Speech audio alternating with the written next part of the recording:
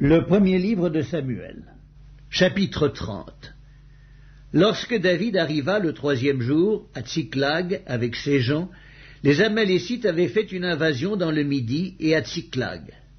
Ils avaient détruit et brûlé Tsiklag après avoir fait prisonniers les femmes et tous ceux qui s'y trouvaient, petits et grands. Ils n'avaient tué personne, mais ils avaient tout emmené et s'étaient remis en route. David et ses gens arrivèrent à la ville, et voici, elle était brûlée. Et leurs femmes, leurs fils et leurs filles étaient emmenés captifs. Alors David et le peuple qui était avec lui élevèrent la voix et pleurèrent jusqu'à ce qu'ils n'eussent plus la force de pleurer. Les 2 femmes de David avaient été emmenées, Akinoam de Jizréel et Abigaïl de Carmel, femme de Nabal. David fut dans une grande angoisse, car le peuple parlait de le lapider, parce que tous avaient de l'amertume dans l'âme, chacun à cause de ses fils et de ses filles.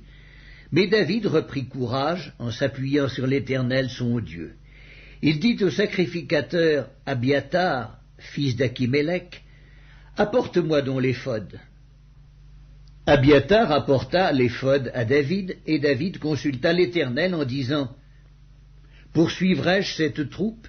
L'atteindrai-je » L'Éternel lui répondit, « Poursuis, car tu atteindras et tu délivreras. » Et David se mit en marche, lui et les 600 hommes qui étaient avec lui. Ils arrivèrent au torrent de Bésor, où s'arrêtèrent ceux qui restaient en arrière. David continua la poursuite avec 400 hommes. 200 hommes s'arrêtèrent, trop fatigués pour passer le torrent de Bésor. Ils trouvèrent dans les champs un homme égyptien qu'ils conduisirent auprès de David. Ils lui firent manger du pain et boire de l'eau, et ils lui donnèrent un morceau d'une masse de figues sèches et 2 masses de raisins secs. Après qu'il eut mangé, les forces lui revinrent, car il n'avait point pris de nourriture et point bu d'eau depuis 3 jours et 3 nuits. David lui dit, « À qui es-tu et d'où es-tu » Il répondit, « Je suis un garçon égyptien au service d'un homme amalécite, et voilà 3 jours que mon maître m'a abandonné parce que j'étais malade. Nous avons fait une invasion dans le Midi des Kérétiens, sur le territoire de Juda et au Midi de Caleb, et nous avons brûlé Tsiklag. » David lui dit, « Veux-tu me faire descendre vers cette troupe ?» Et il répondit, « Jure-moi par le nom de Dieu que tu ne me tueras pas, et que tu ne me livreras pas à mon maître, et je te ferai descendre vers cette troupe. » Il lui servit ainsi de guide. Et voici, les Amalécites étaient répandus sur toute la contrée, mangeant, buvant et dansant, à cause du grand butin qu'ils avaient enlevé du pays des Philistins et du pays de Juda. David les battit depuis l'aube du jour jusqu'au soir du lendemain, et aucun d'eux n'échappa, excepté 400 jeunes hommes qui montèrent sur des chameaux et s'enfuirent. David sauva tout ce que les Amalécites avaient pris, et il délivra aussi ces 2 femmes. Il ne leur manqua personne, ni petit, ni grand, ni fils, ni fille, ni aucune chose du butin, ni rien de ce qu'on leur avait enlevé. David ramena tout. Et David prit tout le menu et le gros bétail, et ceux qui conduisaient ce troupeau et marchaient à sa tête disaient, « C'est ici le butin de David. » David arriva auprès des 200 hommes qui avaient été trop fatigués pour le suivre et qu'on avait laissés au torrent de Bésor. Ils s'avancèrent à la rencontre de David et du peuple qui était avec lui. David s'approcha d'eux et leur demanda comment ils se trouvaient. Tous les hommes méchants et vils parmi les gens qui étaient allés avec David prirent la parole et dirent, « Puisqu'ils ne sont pas venus avec nous, nous ne leur donnerons rien du butin que nous avons sauvé, sinon à chacun sa femme et ses enfants, qu'ils les emmènent et s'en aillent. » Mais David dit, « N'agissez pas ainsi, mes frères, au sujet de ce que l'Éternel nous a donné, car il nous a gardés et il a livré entre nos mains la troupe qui était venue contre nous. Et qui vous écouterait dans cette affaire?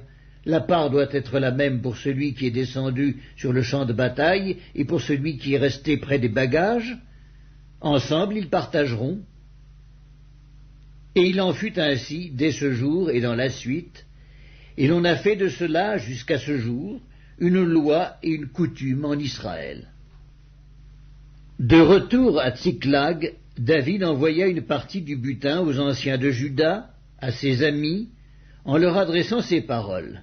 « Voici pour vous un présent sur le butin des ennemis de l'Éternel. » Il fit ainsi des envois à ceux de Béthel, à ceux de Ramoth du Midi, à ceux de Jatir, à ceux d'Aroer, à ceux de Siphmoth, à ceux d'Esctémoa, à ceux de Rakal, à ceux des villes des Gérakméites, à ceux des villes des Kéniens, à ceux de Horma, à ceux de Korachan, à ceux d'Atak, à ceux d'Hébron, et dans tous les lieux que David et ses gens avaient parcourus. Le premier livre de Samuel, chapitre 31. Les Philistins livrèrent bataille à Israël, et les hommes d'Israël prirent la fuite devant les Philistins et tombèrent morts sur la montagne de Gilboa.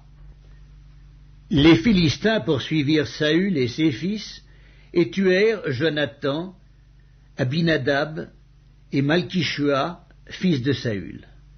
L'effort du combat porta sur Saül, les archers l'atteignirent et le blessèrent grièvement.